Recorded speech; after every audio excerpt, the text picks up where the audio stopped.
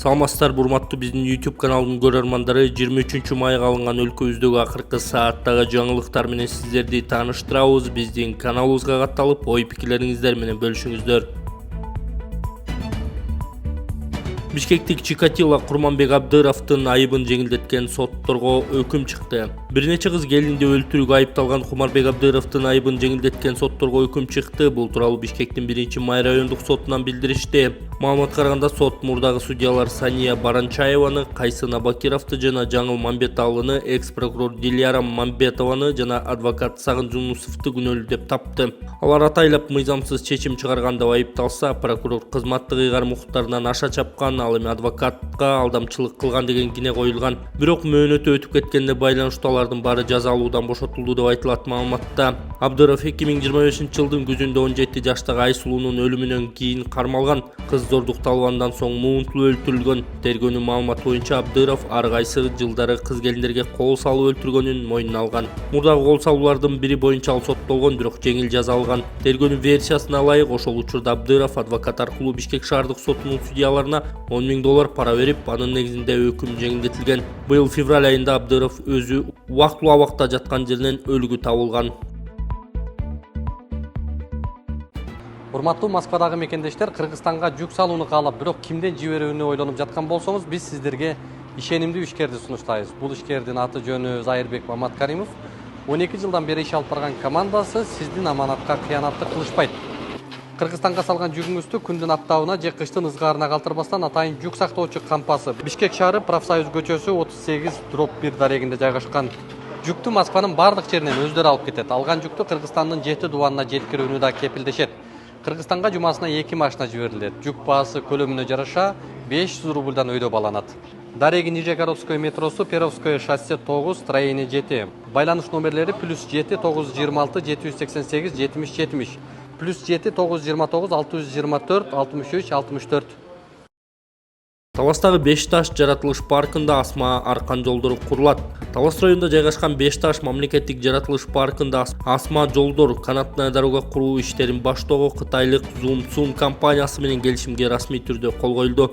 Бул тууралуу Кыргыз Республикасынын президентинин Талас облусундагы ыйгарым укуктуу өкүлү Эрман Жумаев социалдык баракчасына жазды. Анын айтымында июнь айында асма жолдун курулуш иштери башталат. Натыйжада Бешташ эс алуу борборунда узундугу 1 чакырым 380 метр болгон аркан жол, эс алуучулар үчүн атайын айнектер жасалган байкоо аянтчалары, кафе, ресторан жана фрейм үлгүсүндөгү үйлөр курулат. Мындан тышкары Транспорт жана коммуникация министрлиги тарабынан Талас шаарынын Бешташ эс алуу борборуна чейинки 20 чакырым жолго асфальт төшөлүп, бардык зарыл болгон инфраструктура курулат.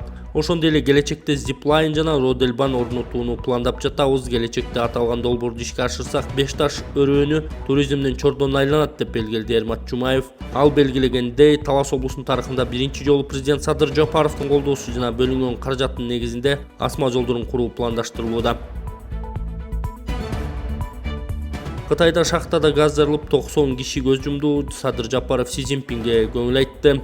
Кытайдын түндүгүдөгү Шанси провинциясында жайгашкан көмүр шахтасында газ жарылып, соңку маалымат боюнча каза тапкандардын саны 90го жетти. Бул тууралуу Кытайдын борбордук телеканалы билдирди. Шахтада 247 адам иштеп жатканы маалым болгон. Куткаруу иштери уланууда. Тиешелүү органдар кырсыктын себебин тактап жатышат. Кыргызстандын президенти Каргашадан улам Кытай төрагасы Си Цзиньпинге көңүл айтканын ынтымак ордок кабарлады. Өлкө башчы каза болгондордун үй бүлөлөрүнүн жана жакындарынын аза кайгысын тең бөлүшөрүн белгилеп, жабыр тарткандардын тез арада сакайып кетишин каалады. Көрүстөндөгү эстеликтерди талкалоого шектелген өспүрүмдөр кармалып, бири камалды.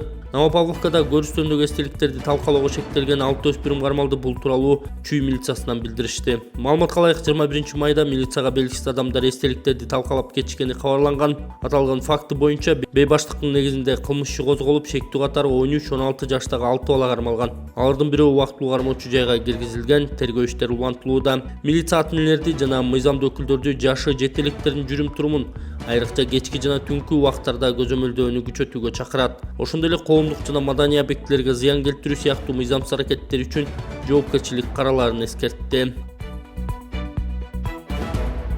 Садыр Жапаров Эмомали Рахмон менен телефон аркылуу сүйлөштү. Президент Садыр Жапаров Тажикстандын мамлекет башчысы Эмомали Рахмон менен телефон аркылуу сүйлөштү. Бул тууралуу ынтымак ордо билдирди. Маалыматка ылайык, өлкө башчылары кыргыз-тажик кызматташтыгынын актуалдуу маселелерин талкуулашкан. Ошондой эле саясий диалогду, соода-экономикалык жана маданий гуманитардык кызматташтыкты мындан ары да тереңдетүүгө даярдыгын ырасташкан. Кыргызстандын төрагалык алдында Бишкекте өтө турган ШКУ мамлекеттик башчыларынын алдындагы саммитине өзгөчө көңүл бурулду деп айтылат маалыматта. Президенттер эл аралык жана аймактын күн тартибиндеги айрым маселелер боюнча да пикир алмашкан.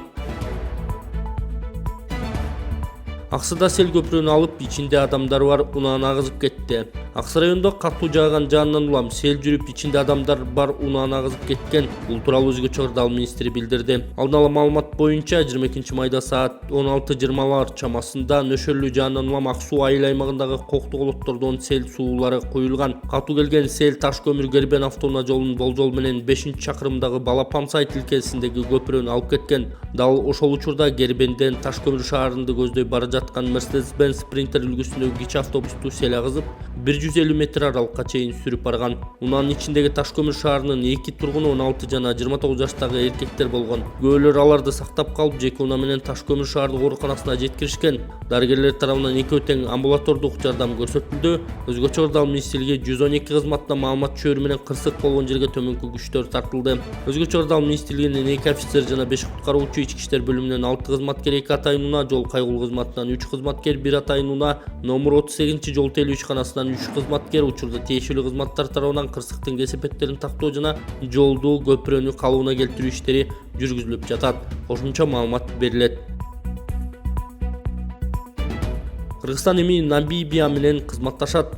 Тышкы иштер министрлигинин башчысынын алгачкы сапары. Тышкы иштер министри Жээнбек Кулубаев расмий сапары менен Намибия республикасына барып, эл аралык байланыштар жана соода министри Сельма Ашипала Мусави менен жолуккан. Бул тууралуу ТИМден билдиришти. Маалыматка ылайык, тараптар Кыргыз-Намибия мамилелеринин учурдагы абалын жана келечегин талкуулап, саясий диалогду чыңдоого, соода-экономикалык жана гуманитардык кызматташтыкты кеңейтүүгө кызыктар экенин ырасташкан. Жолугушуун жүрүшүндө мамлекеттик кызматтарды санариптештирүү, айыл чарба, билим берүү, туризм жана жашыл энергетика тармактарындагы практикалык кызматташтык маселелерине өзгөчө көңүл бурулду деп айтылат маалыматта. Жээнбек Кулубаев географиялык алыстыкка карабастан эл аралык мамилелердин актуалдуу маселелери боюнча эки өлкөнүн позициясы бирдей экенин белгиледи.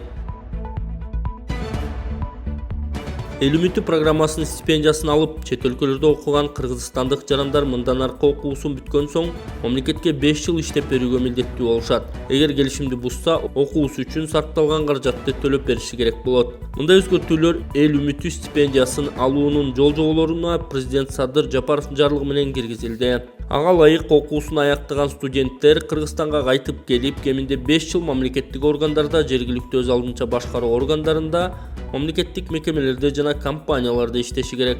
Жарлык менен ошондой эле илим, инновациялык жана жогорку билим берүү министрлиги программасынын катышуучуларына окуу даярдыктан тартып академиялык жыйынтыктарына жана окуусун аяктап жумушка орношконуна чейин өзүнчө мониторинг жүргүзөт. Стипендианттар менен келишим түзүү жана кызматташуу эрежелерин иштеп чыгуу министрлер кабинетине жүктөлгөн. Бул стипендия дүйнөнүн алдыңкы 100 университетине өткөн 50 магистрант, докторантка берилет. Акчанын көлөмү тандалып алынган университетке жараша аныкталары жана жыл сайын $50,000 ашпоого тийиш экени айтылды. Эл үмүтү эл аралык стипендиялардын жаңы программасын ачуу тууралуу жарлыкка президент Садыр Жапаров 2022-жылы 10 майда кол койгон. Бул программа менен чет өлкөлөрдө окуган айрым стипендианттар Кыргызстанга кайтып келбей, чет мамлекеттерде иштеп калганы коомчулукта нааразы пикирлерди билдирген. Кыргызстан студенттердин чет өлкөлөрдө окуусун колдоо боюнча мурда 21-кылымдын кадрлары деген улуттук программа иштеген. Алай окуу акысын мамлекет төлөп берген студенттер чет өлкөдө университетти бүтүргөндөн кийин Кыргызстанга кайтып келип, мамлекеттик мекемелерде иштеши керек болчу. Кийинчерээк программаны каржылоо жана уюштуруу иштери аксап, өз максатына жетпей калган.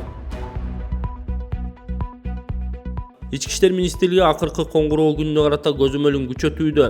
ИИМ мектеп бүтүрүүчүлөрүнүн акыркы коңгуроо салтанатына карата коомдук тартипти жана жол кыймылынын коопсуздугун камсыздоо багыттаган көзөмөлүн күчөтөт. Мекеменин басма сөз кызматы тараткан маалыматка ылайык, бүтүрүү аземине карата ата энелерден жана бүтүрүүчүлөрдөн акча чогултууга тыюу салынат. Мектептен тышкары кошумча иш-чараларды уюштурууга, фейерверк, жарылуучу же кооптуу техникалык каражаттарды колдонууга тыюу салынат. Балдардын унаа башкаруусуна уруксат берилбейт. Акыркы коңгуроо күнү ага чейин жана андан кийинки күндөрү дагы жаратылышы кооз аймактарда, кафе-ресторандар майдандарда, түнкү клубтарда, көлдө, суу жээктеринде, автоунаа жолдору милицияны көзөмөлүнө алынат. Ички иштер министрлиги мектеп жетекчилерин, ата-энелерди жана бүтүрүүчүлөрдү мыйзам талаптарын так сактоого жана балдардын коопсуздугуна өзгөчө көңүл бурууга чакырды. Расмий маалыматка караганда быйылкы окуу жылында 11-классты 80 миңден ашуун окуучу аяктап жатат. Ал эми 9-классты аяктап жаткандар 136 миңдин тегерегинде.